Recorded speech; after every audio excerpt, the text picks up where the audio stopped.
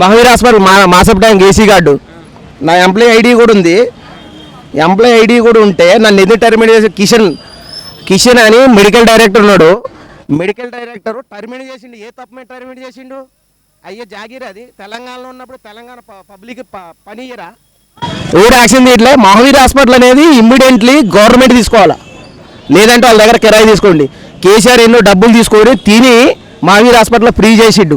Mahavir hospital అనేది పెద్ద scam, అది ట్రస్టీ నుంచి తీసేయాలా. అది 50 లక్షలు పెట్టి ₹1 పనిచేసినాడు, బిల్లులు దిగుతారు. White money black money white చేసుకోవడానికి అది మహావీర్ హాస్పిటల్. అది కరెక్ట్ కాదు. అది ట్రస్టీ వాళ్ళకి ఇచ్చారు. ట్రస్టీ అని ఒక పేరు చెప్పి 1000 కోట్ల ఆస్తులు ఉన్నాయి వాళ్ళకి. మహేందర్ రాంక చైర్మన్ ఉన్నాడు ఆడ. ఇప్పుడు మహేందర్ రాంక మరి చూడేవారు మొత్తం మహావీర్ హాస్పిటల్. ఎంప్లాయీస్ కరెక్ట్గా బోనస్ ఇయ్యరు. ఈ సంవత్సరం బోనస్ నెక్స్ట్ ఇయర్ ఇస్తారు. శాలరీలు ఇచ్చిన, నేను ఆల్రెడీ లోపల ఇచ్చిన శాలరీలు 5వ తారీఖు అయ్యారు, 11వ తారీఖు 12వ తారీఖు వేస్తారు. లోపల పనిచేసే ఎంప్లాయీస్కి తప్పు లేకుండా, ఏం తప్పు లేకుండా ఇమ్మీడియట్లీ టర్మినేట్ చేస్తారు. పనిష్మెంట్ ఇవ్వాలా, ఒక నెల రోజులు పనిష్మెంట్ ఇవ్వాలా. ఇప్పుడు నన్ను టర్మినేట్ చేస్తే నా పిల్లలు ఎట్ట బతకాలా? రెంట్ ఎట్ట కట్టాలి? నేను ఏ విధంగా కట్టాలా? ఎవడికి చెప్పుకోవాలా? పిఎస్లో కంప్లైంట్ ఇస్తే ఎవడు పట్టించుకోడు. ఎవడికి చెప్పాలి? ఇంకా ఈ కంప్లైంట్ కూడా ఇచ్చిన నేను లోపల ఈ కంప్లైంట్ కూడా ఇచ్చిన. పిల్లగాల ఫీజులు ఎట్ట కట్టుకోవాలా? రెంట్ ఎట్ట కట్ట? నా చిన్న పిల్ల అవుటిది, వికలాంగం, నేను ఎట్ట కట్టాలా?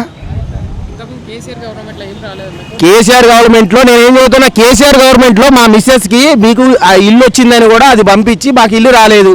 ఏ దొంగలకు అమ్మారో, డబ్బులు తీసుకున్నారో ఏం చేశారో మాకైతే రాలేదు. మాకు మెసేజ్ కూడా వచ్చింది, ఫోటో చూపించానా, అది కూడా ఉంది.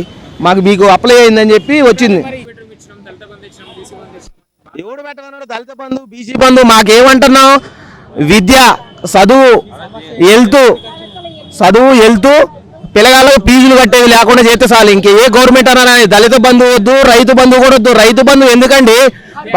10 ఎకరాలు 20 ఎకరాలు ఉన్న వాళ్ళకి ఎందుకు ఇస్తున్నారు? వాళ్ళు ఆల్రెడీ గుర్తుపలిసిన వాళ్ళేగా, వాళ్ళకి ఎందుకు ఇస్తున్నారు డబ్బులు? 2 ఎకరాలు 20 ఎకరాలు 100 ఎకరాలు ఉన్నాయి. 100 ఎకరాల వాళ్ళకి ఎందుకు ఇస్తున్నారు డబ్బులు? ఆల్రెడీ వాళ్ళు కోటీశ్వరులు. మాకు లాంటి ఎకరం 1/2 ఎకరం ఉన్న వాళ్ళకి డబ్బులు వేయండి. 5 ఎకరాలు 10 ఎకరాలు అంటే వాడు ఉన్నోడే, వాడికి ఎందుకు వేస్తారు? 2 ఎకరాలు ఎకరన్నర ఉన్నోడికి డబ్బులు వేయండి. 100 ఎకరాలు ఉన్న వాళ్ళకి డబ్బులు ఇచ్చారు, వాళ్ళే కోటీశ్వరులు అవుతున్నారు. మాకు తగ్గోళ్ళు లేనోళ్ళు లేనట్టుగానే ఉంటున్నారు.